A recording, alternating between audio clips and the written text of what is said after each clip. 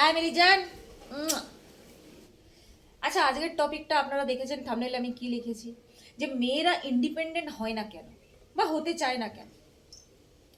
Normally আমরা কি দেখে থাকি। আচ্ছা বন্ধুরা, একটা জিনিস, আপনাদের যদি আমার ভিডিও ভালো লাগছে বা আপনাদের যদি মনে হয় যে আমার কথাগুলো আপনাদের মনেতে ছুটছে, তাহলে যেমন আপনাদের ভালো লাগছে এই ভিডিওটাকে আরও আগে শেয়ার, লাইক, সাবস্ক্রাইব করার জন্যে পাঠিয়ে দিন। আপনাদের একটা সাবস্ক্রাইবে করলে আপনাদের টাকা খরচা হবে না, ঠিক আছে? কিন্তু এই প্রসঙ্গগুলো, এই ভিডিওগুলো আগে আগে মানুষের কাছে পৌঁছতে থাকবে, লোকেদের একটু হেল্প হবে, ঠিক আছে? তাহলে শুরু করা যাক আজকে আমার ভিডিও প্রসঙ্গ কি না, মেয়েরা ইন্ডিপেন্ডেন্ট হতে চায় না কেন। কেন হতে চাইবে বলুন তো? কার দরকার পড়েছে ভাই? ইন্ডিপেন্ডেন্ট হতে গেলে পেটে আঙ্গুটা ছাপতে হলে হবে না, পেটে একটু বিদ্যা থাকতে হবে। আর বিদ্যাটা অর্জন করার জন্যে আমাকে টাইম দিতে হবে, আমাকে মাথা ঘামাতে হবে পড়াশোনা নিয়ে, আমাকে পরিশ্রম করতে হবে, রাইট? এবার পরিশ্রমে কি দরকার? আয় বানো, না না, আও! আমার ছেলে এনা সব ব্যাপারে হাঁ হাঁ করা খুব দরকার। না না, এখানে আয়। এই যাও, আও। এইবার এটা বলছি যে কেন করবে বলুন তো মেয়েরা? তাদের তো ছোটবেলা থেকে না এটাই মাথার মধ্যে একদম পেচকাস দিয়ে একদম স্ক্রুয়ের মতো না টাইট করে দেওয়া হয়। কি না ভাই, তুমি মেয়ে, না বেশি করে করবেটা কি? বিয়ে তো তোমাকে করতেই হবে। আরে একটা ভালো ছেলে থেকে বিয়ে হয়ে যাবে, ছেলে তো ভালো কামাই করবে, তা তোমার দরকারটা কি আছে এক্সট্রা পয়সা? আরে ভাই, কেউ যা গিয়ে এদের বোঝাও, এখানে পয়সার কথা হচ্ছে না। একটা মানুষ ইন্ডিপেন্ডেন্ট হওয়া মানে তাকে বাইরের জগৎ সম্পর্কে ভালোভাবে বুঝতে শিখতে হবে। পয়সা কামাবে সে তো আছেই, ছেড়ে দাও ওটা, ইটস এ ডিফারেন্ট থিং। কিন্তু এর সাথে সাথে একটা বাচ্চা বা একটা মেয়ে যখন বাইরের জগতে পা রাখে, সে অনেক কিছু বিষয় জানতে পারে। কিভাবে পরিশ্রম করতে হয়, কিভাবে নিজেকে বড় করতে হয়, কিভাবে আরো উঁচু থেকে উঁচু জগতে যেতে হয়, সে ফাইন্ড আউট করতে শেখে। নিজের জন্য কি ভালো কি খারাপ সে নিজে এটা বুঝতে শেখে। কিন্তু আমরা সবসময় এটা মনে করে থাকি, আমাদের মা বাবা বা আমাদের দাদু দিদিমা এই সময়টা মানুষ যারা, তারা এটাই মনে করে রাখে, এই মেয়ে মানেই বাড়িতে থাকবে, একটা সার্টেন এজ পর্যন্ত কিছু আর্ট ক্লাস বা 10th অবধি পড়িয়ে দেবো, ইটস এনাফ। টাকাটা গুনতে পারলে হলো, আর মোটামুটি বাজারের ফর্দটা লিখতে পারলে হলো, এইটুকু। এর বেশি কোনো দরকার নেই, বেশি শেখানোর দরকার নেই। আর মেয়ে ছেলে মানে বাড়িতে রাখো, ভাই বিয়ে দাও, বাইরে কাজ করতে পাঠানোর কোনো দরকার নেই। এই কাজ করতে পাঠানো মানেই মেয়ে খারাপ হয়ে যাবে, মেয়ের খারাপ হয়ে যাবে। এইবার আর এই সমস্ত কাজগুলো করে কারা বলুন তো সবচেয়ে বেশি? আরেক অপর মেয়েরা, মানে মহিলারা, যারা অলরেডি মা বা দিদা। ওই জন্য বলে না, মেয়েরা মেয়েদের শত্রু। একেবারে ধুবো সত্যি কথা। যদিও তার বাবা হয়তো পড়াতে চায়, বা দাদু বা কাকা বা এরা হয়তো পুরুষ মানুষ একটু হয়তো বলে যে না ঠিক আছে আর একটু পড়ুক আমার মেয়ে, বা কলেজে যাক, বা একটা চাকরি বাকরির চেষ্টা করছে, করুক, কোনো অসুবিধা নেই। এই যে মা মা দিদা ঠাকুমা মাসিরা এই যে আছে না, মেয়েরা মেয়েদের শত্রু। সবচেয়ে বেশি আগে এসে তারাই ছেলে খোঁজার আগের চেষ্টা করবে, যে ভাই 18 বছর হয়ে গেছে, 20তে পড়ার আগে আগে।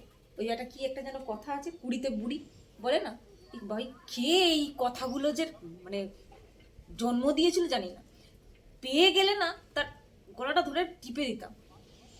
যাই হোক, বলা যায় না কে করেছে কে জানে। এবার এই মানসিকতাটা বাচ্চা বাচ্চা মেয়েদের মধ্যে ঢুকিয়ে দেওয়া হয়। একটা বাচ্চা মেয়ে দেখবেন আপনারা, স্কুলের কোনো নাটকে বা কোনো রকম অভিনয় ইয়েতে যখন স্কুল থেকে এগুলো হয় বাৎসরিক যে অনুষ্ঠানগুলো, একটা বাচ্চাকে দেখবেন তার বাবা বা মা এমনভাবে সাজিয়ে নিয়ে আসবে, তার চোখে কাজল, মুখে লিপস্টিক। সে বাচ্চাটা তো 5 বছরের। কেন রে ভাই এই সমস্ত কেমিক্যালগুলো লাগিয়ে তার স্কিনটা কেন নষ্ট করছিস?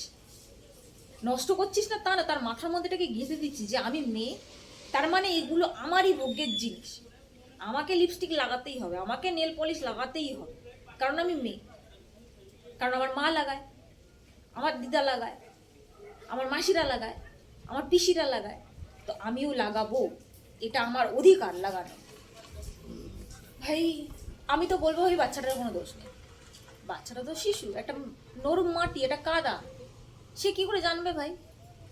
বন্ধুরা আমি যেটা বলছি ঠিক বলছি কি না বলছি, আমাদের মাথায় নিজের বাচ্চাকে পড়াশোনা কিভাবে করাবো বা কিভাবে তাকে ভালো থেকে ভালো শিক্ষা দেবো এটা থাকে না। একটা সার্টেন এজ পর্যন্ত হ্যাঁ ভাই পড়ে নিল, 8 ক্লাস পড়ে নিল, 10 ক্লাস হয়ে গেল, আমাদের মানসিকতাটাই থাকে না ওই হিসেবে।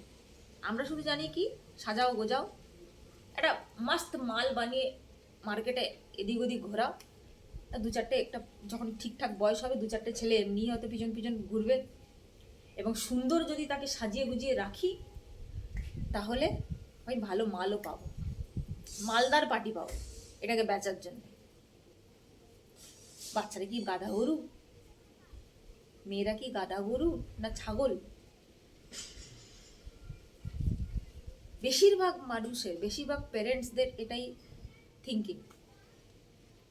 তো এই জন্যে আমি বলছিলাম যে মেয়েরা ইন্ডিপেন্ডেন্ট হয় না কেন? ছোট থেকে একটা বাচ্চা এটাই দেখে আসছে বাড়িতে, সাজো গুজু করো, ভালো জামা পরো, এমনকি সোজা হেঁটো না, একটু লচকে মচকে মটকে হাঁটো, তবেই তুমি মেয়ে হবে।